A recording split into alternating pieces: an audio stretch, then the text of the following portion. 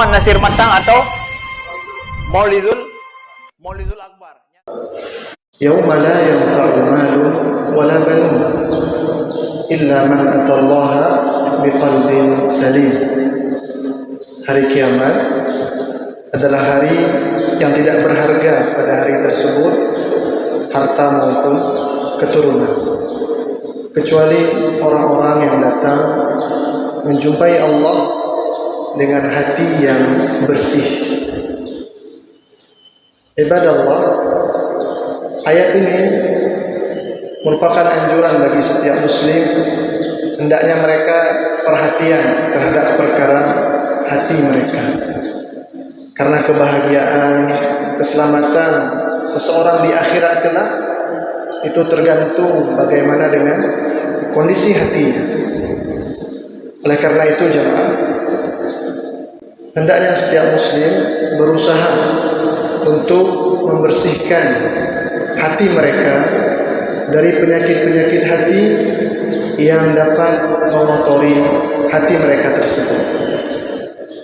Di antara penyakit hati yang sangat berbahaya juga, penyakit hati yang terkadang tidak disadari oleh sebagian orang.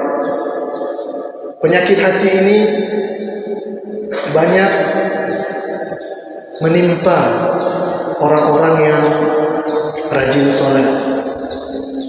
Penyakit hati ini kadang banyak dijangkiti oleh orang-orang yang rajin ke masjid. Bahkan penyakit hati ini jemaah terkadang banyak menggerogoti para penuntut ilmu. Bahkan tidak sedikit kita dapati penyakit ini ada pada para ustaz, para kiai, para tengku. Penyakit apa itu? Penyakit itu adalah penyakit ujub. Penyakit ini jemaah terkadang tidak disadari. Saking halusnya, kata para ulama, penyakit ini lebih sulit dideteksi daripada riya. Kalau riya, kita tahu orang beribadah, orang beramal karena mengharapkan pujian orang lain, mengharapkan sanjungan orang lain, itu riya. Tapi terkadang ujub, dia singgah di hati tanpa disadari. Oleh karena itu Nabi SAW bersabda, "Thalathun muhlikat." Ada 3 hal yang dapat membinasakan seseorang. Di antaranya kata Nabi, "Wa i'jabul mar'i bi nafsihi." Orang yang ujub terhadap dirinya sendiri. Al-ihsasu bit-tamayyuz, yaitu seseorang merasa dirinya istimewa, merasa dirinya hebat, sehingga dia merasa bangga dan kagum dengan dirinya sendiri. Itu ujub. Kenapa ujub ini terpedaya? Apa beda ujub dan hurur? Tadi kita katakan ujub adalah seseorang merasa bangga dengan kelebihan yang dia miliki. Ketika sesuatu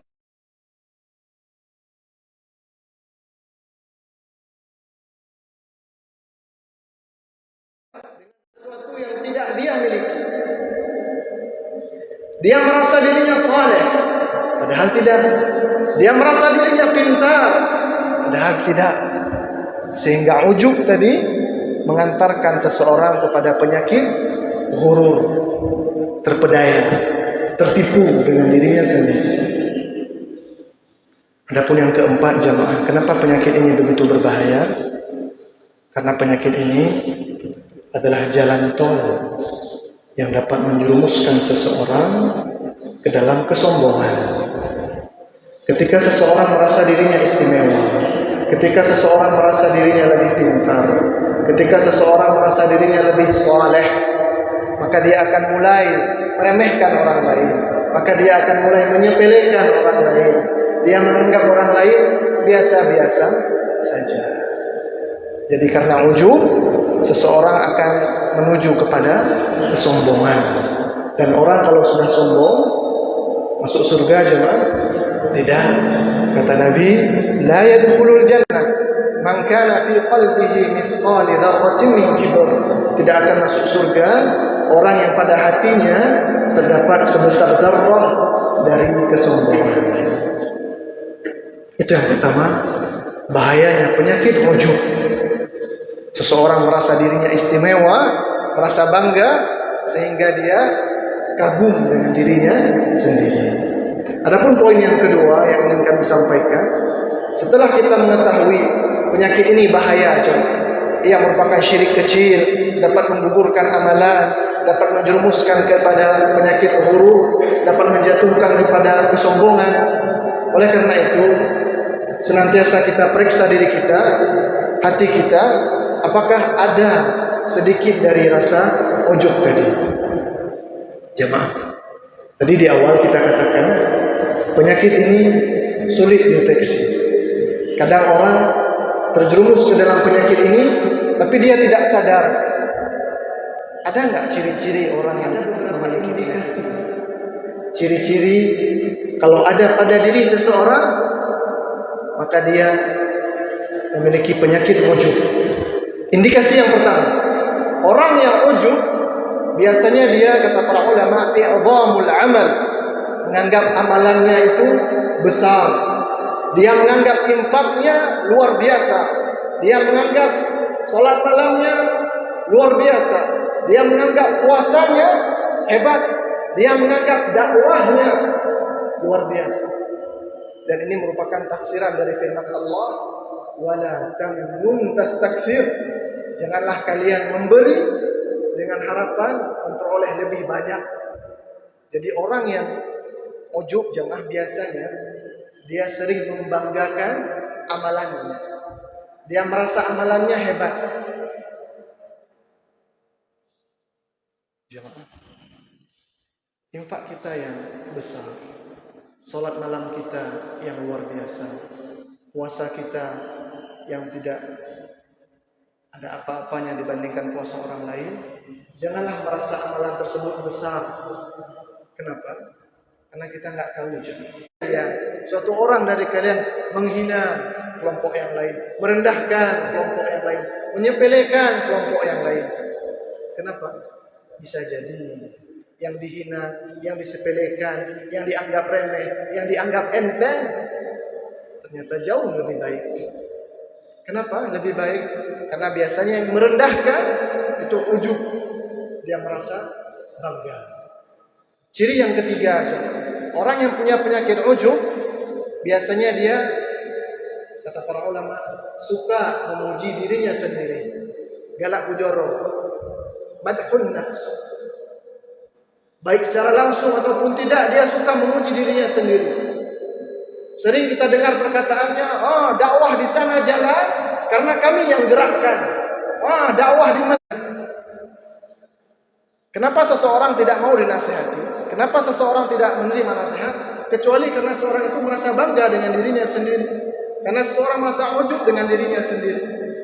Misal ketika seseorang terjerumus ke dalam kesalahan, kita ajak diskusi, kita datangkan dalil dari Al-Quran, kita bawakan dalil dari Sunnah, lalu dia tolak, tidaklah dia menolak nasihat, kecuali karena dia ujub dengan dirinya sendiri. Dia ujub dengan gelarnya, dengan jabatan. Dan ada orang yang Allah campakkan ke dalam neraka karena amal soleh. Orang yang berdosa, lalu dia menerima nasihat, lalu dia bertaubat, dia introspeksi diri, dia terus berbuat baik, akhirnya dosa tadi. Kita tahu apa indikasi atau ciri-ciri orang penyakit ujub. Sekarang saya ingin memberikan resep.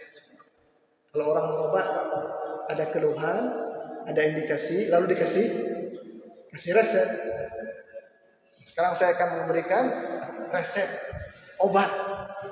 Obat paling manjur bagi orang-orang yang memiliki penyakit ujub agar dia berhenti. Apa obatnya? Banyak-banyak membaca perjalanan hidup orang-orang saleh terlebih dahulu. Coba baca biografinya Imam Ahmad bin Hanbal. Coba baca biografinya Imam Syafi'i. Coba baca biografinya Imam Malik. Coba baca biografinya Abu Hanifah. Baca sejarahnya Abu Bakar As-Siddiq, Umar bin Khattab, Uthman bin Affan, Ali bin Abi Talib, Abdul Rahman bin Auf.